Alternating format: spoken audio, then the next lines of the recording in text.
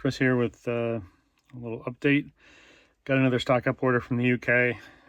Included was a whole slew of these little LED bulbs.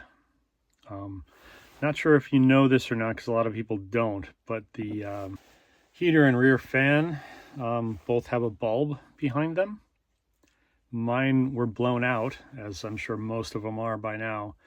These LEDs, they just pop right in the stock hole, and because they're LEDs, they'll be a little bit brighter and they will last a lot longer. So here's what it looks like. So here's the area I'm talking about. When I flip the lights on, you can see it illuminates. Here, right there, over here. Kind of cool, huh? Check it out. I'm still liking my speed hut gauges. Pretty cool. Anyway, I got those in the web shop now, so order up.